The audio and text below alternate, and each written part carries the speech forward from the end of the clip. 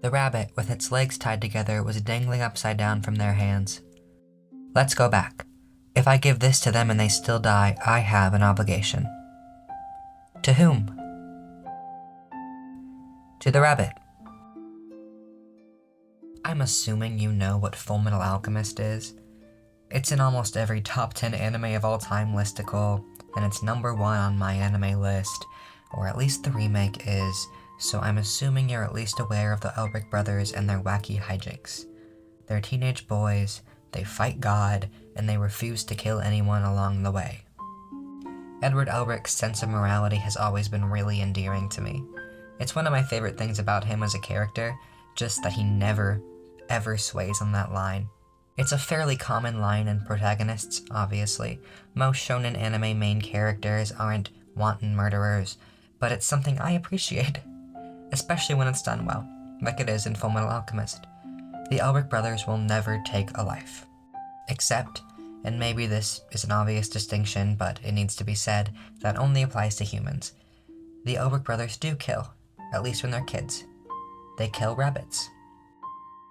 The Elric brothers are like 8 years old when they get shipped onto an island for a month to fend for themselves. They're obviously not prepared for this at all.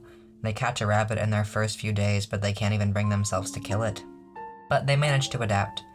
By the end of the month, they're rabbit hunting pros, and to them, that act, killing and eating, becomes profound. One lives on by eating life, its equivalent exchange in its most natural state. In the second Kino's Journey light novel, Kino is journeying, as per usual, when they come across a group of starving men in a snowstorm. Over the course of 3 days, Kino kills 3 rabbits to feed the men. Kino's Journey isn't Fullmetal Alchemist, and Kino is not Edward Elric. They don't have nearly as rigid a sense of morality. Kino kills people multiple times throughout the series. It's not something they seek out, but they're not hesitant to do it if a situation calls for guns to be blazing. But Kino isn't dismissive of killing the rabbits. They acknowledge it as a life taken that they didn't need to take. After all, they have no obligation to help these men. They chose the lives of 3 men over the lives of 3 rabbits. Kino refuses to take that decision lightly. The value of life is at the center of Fullmetal Alchemist. It's why the show would just feel totally different if its main characters weren't so staunchly unwilling to kill. But, and again, maybe this is obvious, it's also about human life. What most people think of as the most emotional, or at least the most shocking moment in the series is the fate of Nina. It's horrifying as an audience to realize that this little girl has been turned into an animal, and it's horrifying enough that it doesn't really feel any worse when Nina is actually killed. Because, for the show's purposes, Nina was pretty much already dead the moment she stopped being human.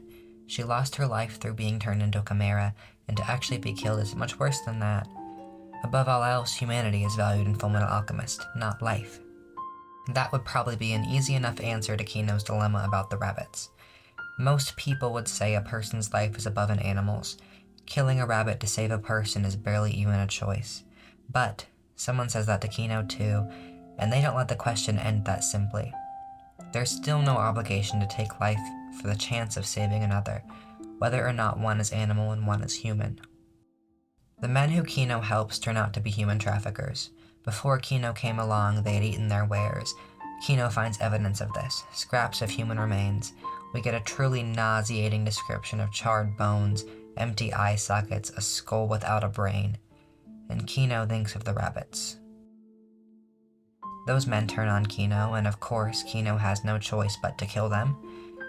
But when those men die, they don't go on to give life to another person.